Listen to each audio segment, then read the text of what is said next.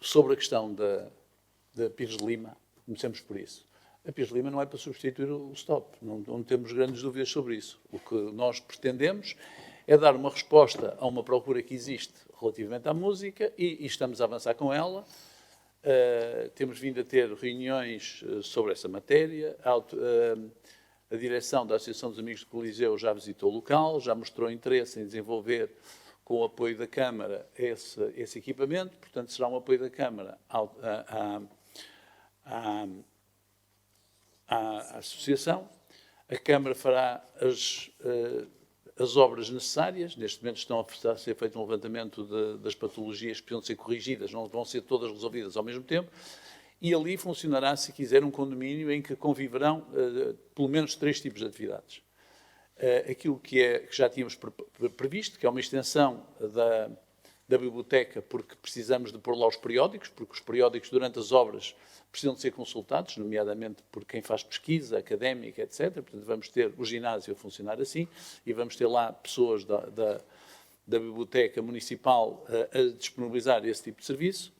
Admitimos, se a Direção-Geral aprovar as instalações, que uma pequena parte das instalações sejam ocupadas pela Norte Vida, aliás, de acordo com aquilo que aqui tinha sido prometido, e resta uma parte substantiva, a parte maior, exatamente para desenvolver ali um conjunto de valências na área da música, em que temos a ver com gravação, estamos a fazer com ensaio e estamos a fazer também com tudo aquilo que é pertinente e razoável à luz das necessidades deste ecossistema, que depois se articulará com o Coliseu, onde esperamos que possam ser, no fundo, um fio condutor para aquilo que acontece no Coliseu, numa estratégia parecida com aquela que temos entre o Campos Paulo Cunha e Silva e o Teatro Municipal. Relativamente às propostas que a senhora vereadora nos diz, em primeiro lugar, nós já fizemos contactos com o Governo a 2 níveis. Por um lado, informando o Sr. Ministro da Cultura de tudo o que se tem passado. Aliás, isso foi dito na reunião, o Sr. Vereador não esteve, mas os vereadores que estiveram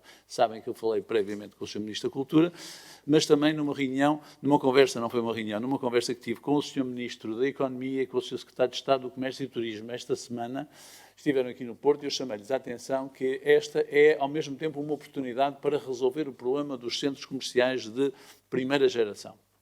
Este é apenas um, este é mais relevante porque tem atividades mais relevantes que qualquer dos outros, mas os outros poderiam ter este tipo de atividades. E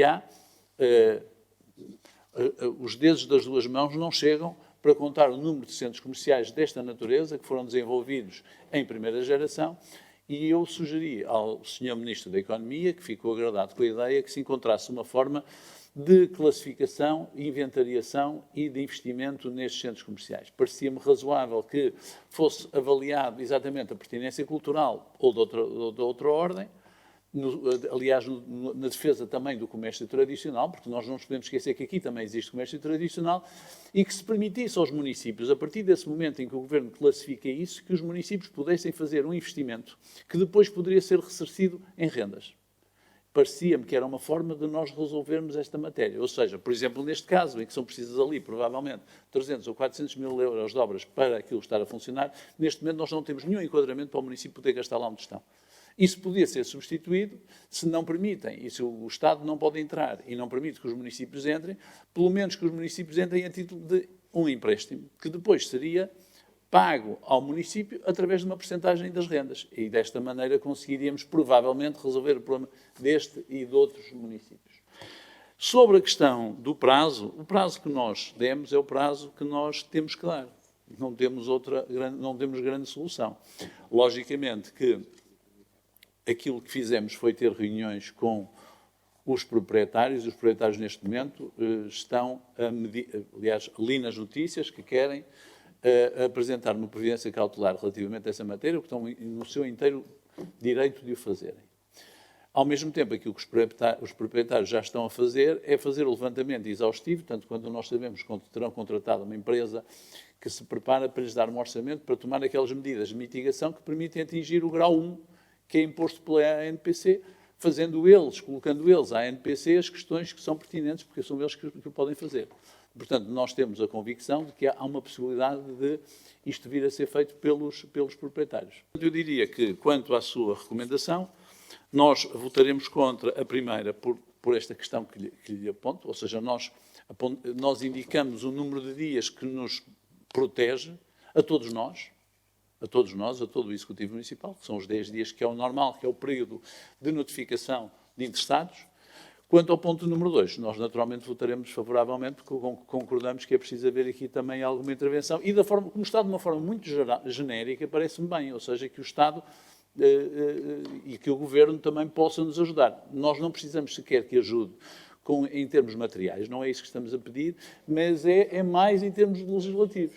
E, portanto, já agora, as forças políticas que estão representadas no Parlamento deveriam também convocar um diálogo sobre esta matéria, porque, repito, o stop é a face visível de um problema que é um problema que coexiste em todas as cidades portuguesas. Há poucas cidades portuguesas em que não haja situações desta natureza que assim poderiam ser resolvidas, deixando depois aos municípios, naturalmente, é a competência dos municípios, querer fazê-lo ou não querer fazê-lo.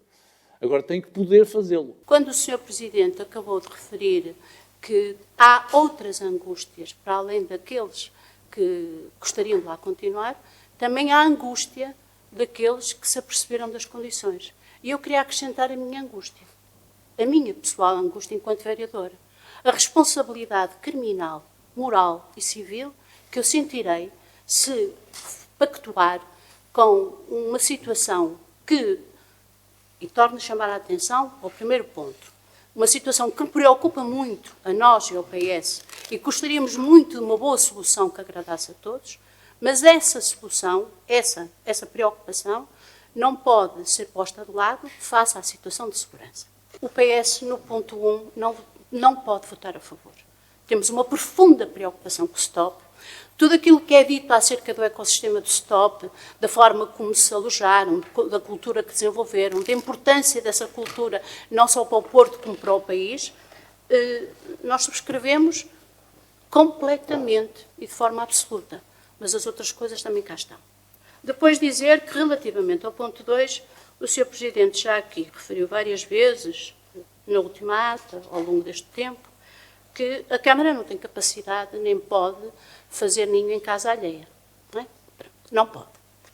E, como tal, o Ministério da Cultura não pode ser para aqui chamado, porque também não pode fazer ninho em casa alheia, e a responsabilidade que o Ministério da Cultura, e por intermédio da mediação da Câmara, já se comprometeu a fazer, foi, digamos, o que ficou aqui dito, que se comprometeu-se a tentar declarar aquele edifício de utilidade, ou aquele centro de utilidade pública para o efeito. Houve aqui este compromisso, que foi mediado por Sr. Presidente da Câmara, e que nós achamos que será bastante interessante. Só que uma coisa é a realidade, outra coisa são as soluções. E entre a realidade e as soluções há um hiato. E nós, pelo menos da parte do PS, eu em particular, não me sinto em condições de ultrapassar hiato nenhum. Por isso votaremos contra o primeiro ponto, por questões de segurança, votaremos contra o segundo ponto, porque entendemos que o Ministério da Cultura e o Governo, da forma como aqui está, não é chamado para intervir em coisa nenhuma. O PSD, efetivamente, não pode estar de acordo, e essa é a nossa posição já conhecida, com o primeiro ponto que a CDU recomenda. Entendemos, já que foi dito, quer pelo Sr. Presidente, quer pelos representantes do Partido Socialista, que estão em causa vidas, estão em causa já, recentemente, 2 relatórios, um feito pelo nosso Regimento de Sapadores Bombeiros e agora este pela Autoridade Nacional de Emergência e Proteção Civil, e aquilo que ambos nos dizem é extremamente grave para nós podermos compactuar com a perpetuação desta situação, porque, efetivamente, todos nós temos responsabilidades e essas responsabilidades têm que ser bem pesadas no momento em que votarmos esta recomendação. E, portanto, o PSD votará contra, porque estamos ao lado daquilo que tem sido a posição que o Sr. Presidente da Câmara tem veiculado. Relativamente ao segundo ponto, a nossa posição é um bocadinho diferente, quer da do Partido Socialista, quer do Executivo Municipal. Nós vamos nos abster, e vamos nos abster porque entendemos que, sendo certo que o Governo pode fazer mais, não particularmente o Ministro da Cultura, entendemos nós, mais particularmente o Dr. José Luís Carneiro, Ministro da Proteção Civil e da Administração Interna. Portanto, entendemos que ele já poderia ter tomado medidas mais consistentes para a resolução desta situação e não se compreende como, sendo ele a tutelar a ANEPC, não as tomou. Também compreendemos que o Governo também não pode fazer aquilo que algumas pessoas querem que a Câmara também faça e que também não pode fazer. E, portanto, por esse motivo, vamos nos abster. Muito obrigado. Não discordo do que o Sr. Presidente disse, mas o problema que se coloca é, digamos, o estado de angústia e de algum desespero das pessoas que ali têm o seu local de trabalho no STOP, sejam músicos, sejam pequenos comerciantes, e que, perante este prazo, aliás, está lá fixado, eu ainda ontem fui lá, o despacho, etc., me perguntam, mas como é? Não têm a informação suficiente para saber o que é que vai acontecer. Ao trazermos hoje isto aqui, e ao ouvir o Sr. Presidente, espero que através da comunicação social chegue alguma informação e alguma esperança de que o problema pode vir a ser resolvido.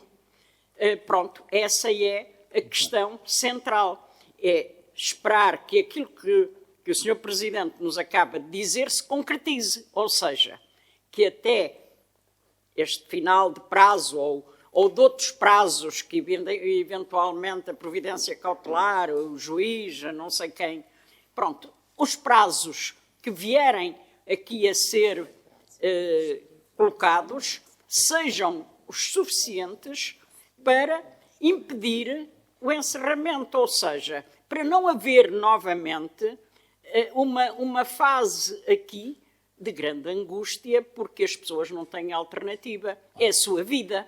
É a sua vida que está em causa. É a vida mesmo, senhora. Mas há um problema aqui. Há um problema sobre angústia e vida. Espero que alguma esperança lhes seja vereadora, dada.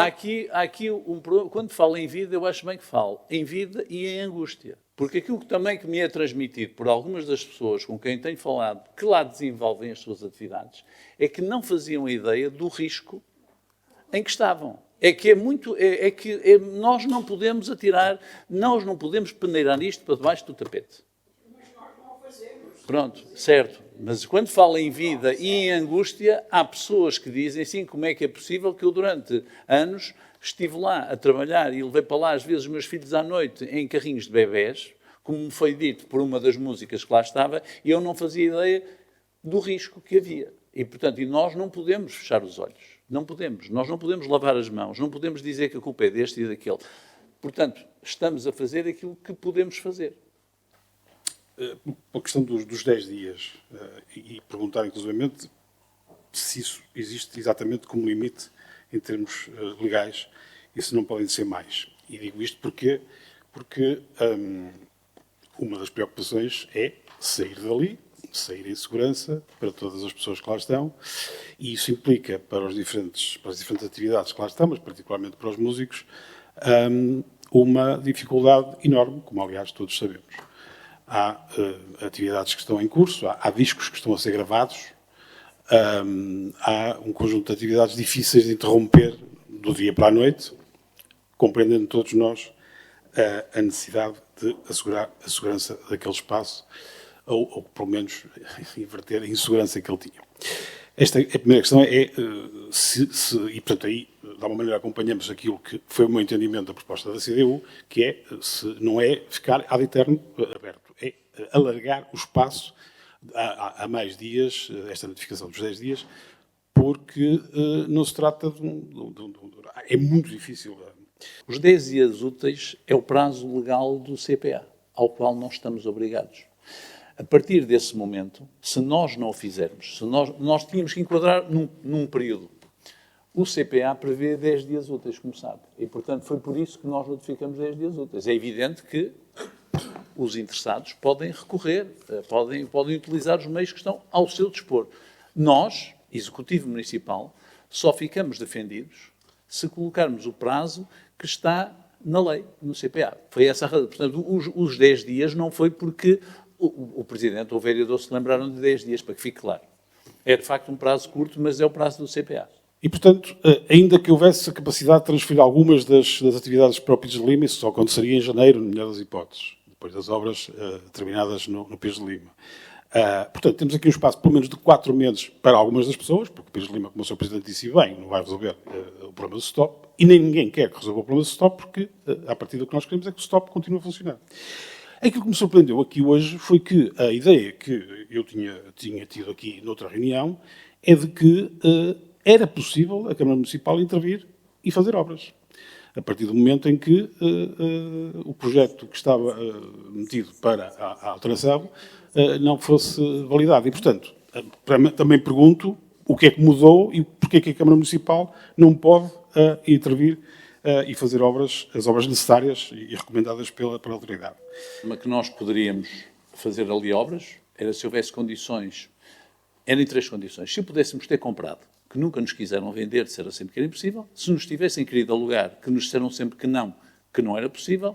Se fosse expropriado, o que é absolutamente impossível, isso mesmo foi também, como sabe, aliás, pedido ao Sr. Ministro da Cultura, e o Sr. Ministro da Cultura informou os músicos que isso não é possível, e a única forma alternativa é a posse administrativa, mas essa posse administrativa demora muito mais tempo. Portanto, a posse administrativa implicaria, primeiro, que se esgote, e eles está em prazo de notificação. Não, o processo urbanístico em curso, que podiam ter desistido, não desistiram, e, portanto, a Câmara agora notificou-os de que, isto também está a decorrer 10 dias para esse processo, para esgotar aquilo. A partir daí, a única forma seria por posse administrativa, só que a posse administrativa, que o Estado também pode fazer, é um processo muito mais complicado. A única forma daquilo funcionar, deixamos de conversa. Quer dizer, eu consigo compreender, Sérgio Aires, que isto para o Bloco de Esquerda é uma coisa fantástica, dá imenso jeito de fazer esta discussão.